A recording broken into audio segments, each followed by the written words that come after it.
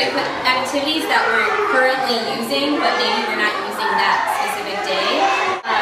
This is our library. We try and like throughout the day when we're doing different group things to move it around. So we'll be over here for one activity, and then everyone will come over here for another activity. And it's just a good way to get them up and move out. And this is our science wall. It's our word wall. I love our word wall. It is a lot of work to put up at the beginning of the school year, but it really only takes a couple of hours.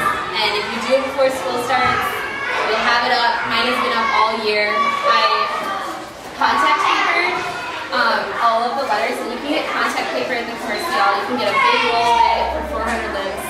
It's a really good investment in your teacher money, your classroom money. And I contact papered all the big letters and the thing that says our word wall, and then put a bunch of BECA Team on the back, stick them up there, and they've been up all year. So it seems like a lot of work at first, but it's really worth it because the kids really use it. So that's one of my favorite things in our classroom. And this is my shelf, and I keep like all extra notebooks, art supplies, extra toilet paper and soap. They go through tons of that. Extra folders, all the extra supplies I kept here. Extra art stuff, PE stuff. Yeah. And this is my file folder for students, and this works really well. You get one. I got this at sort of a mall. It's not even. There's a school supply store in City Mall. It's more of like an office supply store, and you can get things like accordion files and notebooks and like stackable paper things that are really nice. It's a really good place to get stuff. Most of my stuff is hung with either BECA glue or Velcro. So Velcro you cannot buy anywhere for some reason. But if you buy a lot of it and bring it back from the States, it's a very worthwhile investment. You can just get it at any hardware store. You can get it at Walgreens, Target, all those places have Velcro. Okay. We can change our posters whenever we want. It's wonderful. Like the BECA, is there a trick to it? Yeah, if you put any kind of clear tape on the back of whatever you want to hang, just put like 4 little strips of tape and then put a little bit of BECA on the tape so that it doesn't ruin the wall, and then just stick it on. And it helps if like you actually let it sit for like 30 seconds before you try putting it on the wall. So the glue is ready to set. Stick it on the wall and just hold it, and it'll stay pretty much forever. If you don't put tape, you will have scraps of paper. Like you can see someone that you will have scraps of paper all over your wall, and it will be impossible to get off. Okay. I didn't really have it very much on my walls, but I know some of the other classrooms. But these little plastic clips, very important. They can hang things on our beautiful ribbon braids. And it's important to braid it for extra stability. Hanging things from the ceiling are awesome. Creates a little ambiance. Such as tomatoes or snow. The last thing, duct tape. It's ugly, but it works. Unhappy face. So we have unhappy number 1 and unhappy number 2. This is where they go when they're not being so good. So you can do a little timeout action. It's also nice to be able to send a kid over here when there's a lot going on. And you're like, you, go to number 1 right now. They can wait there for the 20 seconds you need to finish what you're doing to get over to talk to them. It's a nice place to put them in timeout. Everybody knows it's a bad spot. And we have a caterpillar. Little munchkins got to name the butterfly Lily. When the class is being really good, they get to move to the next one.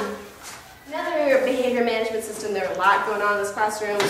Probably about like 10 simultaneously. But a very important one are those table stars. So tables 1 through 6, they're numbered, they all know where they sit. You can say which table gets a star. They put their head on the table, stop talking, they get a star. At the end of the week, the table with the most stars wins a pencil. Very exciting.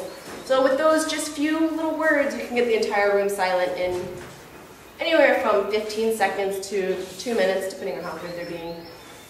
But it's very helpful. Dad time is something that we do when they're wasting time. So I tally the seconds they're wasting, and once they get to 30 seconds, then we all go outside and we do the invisible chair, which is kind of horrible. Can you demonstrate? Okay, so the invisible chair is like this, outside of our room. They have to go like this for a whole minute. And whenever anyone stands up, then we like stop counting, and then we like continue when everyone is in the correct position. But yeah, it's pretty painful, and it helps them to kind of whips them into shape. Yeah. Okay, and then Spanish, once they get to 10, once I hear someone speak Spanish 10 times for that day, then at the end of the week we don't have fun time. Okay, but they haven't gone to 10 since Parcial 1. Like now, well, usually the maximum is about 2 a day. And the strike zone is just anything that they don't do according to the class rules. A lot of it is they get a strike for speaking Spanish, or they get a strike for not having a worksheet, or talking when I'm talking, or anything like that. Anything that the teacher decides. And the first strike is like a warning. The second strike means they have to stay in at recess for the whole recess, or for the whole lunch, whatever comes next. And then the third strike is the falta. And I've only given maybe 4 faltas this year, 4 falta menores this year. Okay, usually by... That's falta menores, not mayors, right? Usually by the second strike, they're already really hating themselves and they change their behavior. And these are our classroom jobs. And I think we had a few more that got erased, but yeah, so this one I think is one of the most awesome jobs. And there's another one down here called classroom manager. So the floor monitor says floor freeze, and then everyone is on the ground cleaning up all the trash on the ground, everything in the classroom. And the 3 kids that look like they're trying the hardest get kayas, and the person who gets to decide is the floor monitor. So they call floor freeze, and then they get to decide who gets the kayas. Yeah, and it really motivates them to clean the room quickly, which is really awesome. And the teacher assistant does basically anything I want them to do, and the classroom manager, there's usually 2 each week, and they can do whatever they want in the classroom to make the classroom better. And they usually have a lot of fun, you know, thinking of their own things and finding things around the classroom to do during reading time for about 10 minutes a day. And then we also pick awesome work to display for middle school every week, so then we hang up on that awesome board what we deem as awesome. This was our attempt. So this you take off weekly? No, we keep it on until it falls off. So you guys just let time tell by itself.